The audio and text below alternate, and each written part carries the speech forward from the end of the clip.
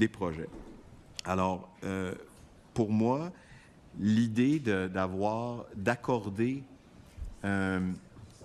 ce pouvoir d'initiative-là est absolument, totalement fondamental si on veut véritablement dire qu'il s'agit d'une agence à proprement parler.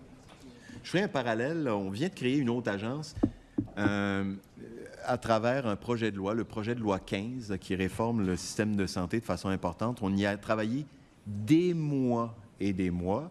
Malheureusement, il y a la moitié des articles, parce qu'il y en avait presque 1200 là, qu'on devait étudier. Il y a la moitié des articles qui n'ont malheureusement pas été étudiés en profondeur, avec les risques que ça comporte, parce que le gouvernement était pressé à faire adopter ce projet de loi et il l'a adopté par bâillon. Alors moi, je pense qu'on aurait pu passer davantage de temps pour éviter les écueils, éviter les problèmes, éviter justement l'atterrissage difficile de l'Agence Santé Québec. Mais je ne veux pas m'éloigner trop du sujet, mais on voit qu'aujourd'hui, 1 an et demi plus tard, on attend encore les résultats et que le système continue de se détériorer. Mais pour ce qui est du transport, de la mobilité, ne commettons pas les mêmes erreurs. On a des enseignements à tirer des projets de loi et des études qu'on a réalisées par le passé, et particulièrement dans cette volonté maintenant du gouvernement de créer des agences pour, semble-t-il, être plus efficaces, plus performants. C'est ce qu'on disait en santé. J'espère qu'on va être plus performants aussi en matière de développement d'infrastructures, puis de réseaux de transport, puis de projets complexes, des réseaux de mobilité.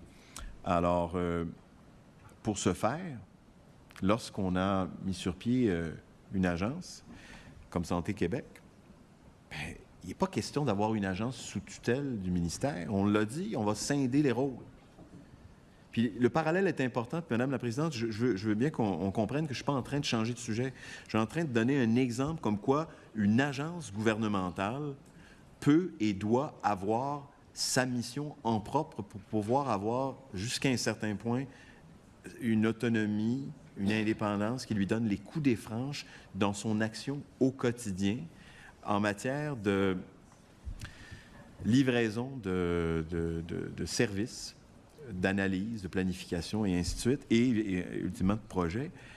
Et que ce n'est pas la même chose que de faire, par exemple, le développement de grandes orientations ou de choix budgétaires qui devront toujours appartenir au ministère. Alors, ce que je veux dire simplement, c'est que on ne peut pas créer une agence en lui disant « T'existes, là, mais attends un peu, je vais juste regarder ce que j'ai le goût de faire comme projet, puis ensuite, ben, tu vas pouvoir entrer en opération lorsque je vais te donner un mandat, puis un mandat sur un projet.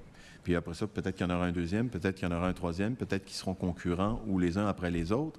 Mais il y a quelque chose là, à mon sens, qui ne fonctionne pas pour renforcer le savoir-faire de l'État en matière de réalisation de projets, parce que la réalisation ne peut pas être dissociée de l'analyse préalable, de la planification d'ensemble, de la vision intégrée.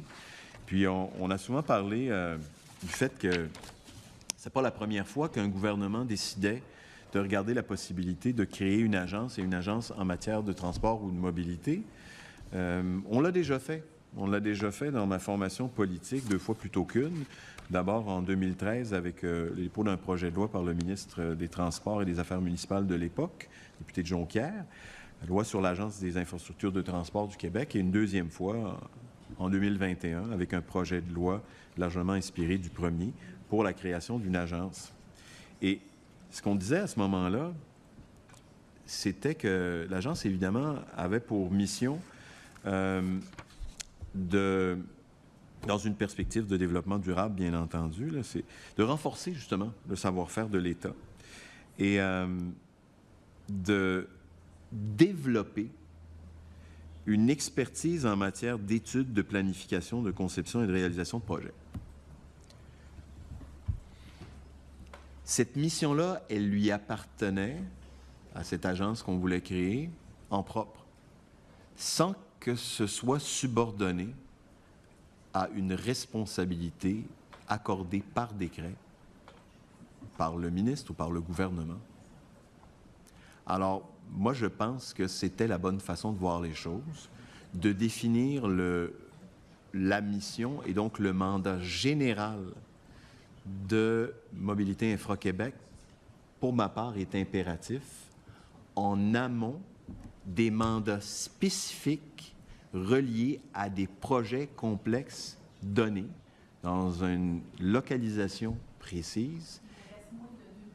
Alors là-dessus, Madame la Présidente, je vous remercie. Je vais conclure, peut-être me réserver quelques secondes encore là, pour compléter, mais je pense que c'est véritablement fondamental de pouvoir définir la mission de façon bien distincte des mandats et des responsabilités confiées par le gouvernement.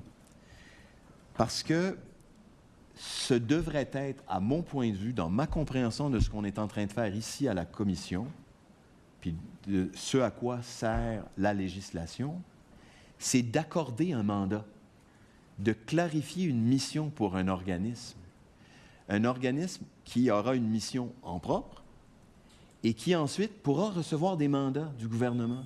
Distinguons les deux, Madame la Présidente, et je pense qu'on va savoir de façon beaucoup plus claire ce sur quoi on travaille et les résultats qui viendront par la suite. Pour l'instant, je vais retenir mes commentaires et ma dernière minute ou mes derniers 30 secondes.